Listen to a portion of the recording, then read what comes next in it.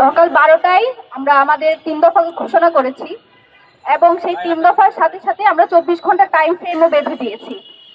গত 11 দিন যাবত আমরা এখান থেকে সেখানে দৌড়ে বেড়াচ্ছি।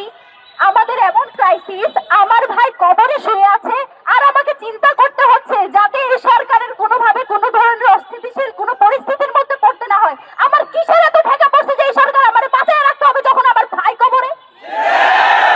আমার কিসের এত ঠেকা পড়ছে যে কোথায় কি স্যাবোটেজ হবে সেটার দায় সরকার নেবে না বলে আমাকে জনগণকে শান্ত রাখতে হবে? জনগণ তো আমাদেরকে ভুল বুঝতেছে। আপনারা কেউ তো আমাদের চেয়ে বেশি উসমান ভাইকে ভালোবাসেন। আমরা গত 1 বছর ধরে এই মানুষটা, আপনারা যেই মানুষটাকে গত 1 সপ্তাহ যাবত চিনেন, যার জীবনে জেনে আপনারা এতখানি ব্যথিত যে এখন 11 দিন হয়ে যাওয়ার পরেও আপনারা রাজপথ ছাড়তে পারতেছেন না। উসমান হাদির এই যে 10-11 জনের যে কোর টিম, তার যে ইনকিলাব মঞ্চ, তাদের ভালোবাসা তো আপনাদের চেয়ে বেশি না? এই মানুষগুলো এখনো পর্যন্ত সরকারকে সব ধরনের সহায়তা করে যাচ্ছে এই এক শর্তে, যাতে যে উদ্দেশ্যে উসমান হাদিকে হত্যা করা হয়েছে দেশকে অস্থিতিশীল করার জন্য, যে আওয়ামী দোসররা ভারতে বসে দেশকে অস্থিতিশীল করার যে ষড়যন্ত্র করছে সেটা যাতে সফল না হয় সেটা আমরা হতে দিচ্ছি না। মানে এই না যে আমাদের কোনো ঠেকা আছে এই সরকারকে সরকারে এখনো বসে রাখবো আমরা, এইসব কথা চিন্তা করে। আমাদের বার্তা খুব স্পষ্ট। আমরা এই যে বলি পদত্যাগ চাই, নামাবো, এসব আমরা শুধুমাত্র বলার জন্য বলি না। আমরা এখনো পর্যন্ত আপনাদেরকে সুযোগ দিচ্ছি শুধুমাত্র এই চিন্তা করে যাতে দেশ অস্থিতিশীল না হয়, নির্বাচন না হয়। যদি আমার ভাইয়ের বিচার হয়, আমার কিসের থেকে এই সরকারকে এখনো ক্ষমতায় রাখা? যে এই সরকার বিচার করতে পারে না সে নির্বাচন করবে, এটার কিসের বিশ্বাস? আর আইন উপদেষ্টা, আপনি 90 দিনের কিসের ভুগিচুকি বুঝান? আপনার ক্ষমতা আছে কয়দিন? আপনি তো থাকবেন আর 1 মাস, আপনি 90 দিনে কেমনে কথা বলেন? আপনাকে 1 মাসের মধ্যে বিচার কার্য সম্পন্ন করতে হবে।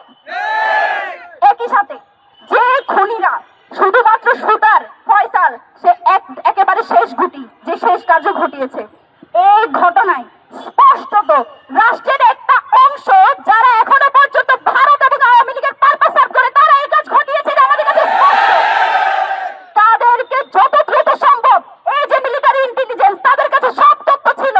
আমার ভাইকে কারা খুন করবে, তারা কিভাবে ছাড়া পেয়েছে, তারা যে ইনকিলাব কালচারাল সেন্টারে আসছে, সব তথ্য তাদের কাছে ছিল। তারপরে তারা এই কাণ্ড ঘটতে দিয়েছে। তার দায় তাদেরকে নিয়ে এখনো পর্যন্ত যে আওয়ামী দোসররা এই সব কার্য ঘটাচ্ছে তাদেরকে অতি দ্রুত গ্রেপ্তার করতে হবে। এই ব্যাপারে কোনো সুশীলতা মানি না।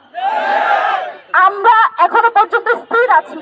বাংলাদেশের জনগণ মুখিয়ে আছে কখন ইনকিলাব মঞ্চ ঘোষণা দিবে এবং তারা রাজপথে নেমে এসে যা পারে তাই করবে।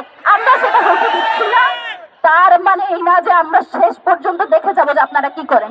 আজকেও বাংলাদেশে বিভিন্ন জায়গায় হত্যা হচ্ছে, বিভিন্ন জায়গায় গুলি করে মানুষকে মেরে ফেলা হচ্ছে। যে সরকার স্থিতিশীল দেশ রাখতে পারছে না, তো স্থিতিশীলতার দোহাই দিয়ে আমরা কি সব আটকে রাখবো?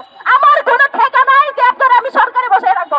লাইট ফায়া বাইর করবে এই সরকারের যেসব এই সব ব্যাপারে কোনো সুশীলতা হবে না। যতদিন পর্যন্ত আমার ভাইয়ের বিচার হবে, আমার আপনাদের সাথে কোনো সুশীলতা নাই। আমার যা হারানোর আমি হারাই ফেলছি, এখন আমার সরকার নিয়ে চিন্তা ভাবনা করার কোনো দরকার নেই।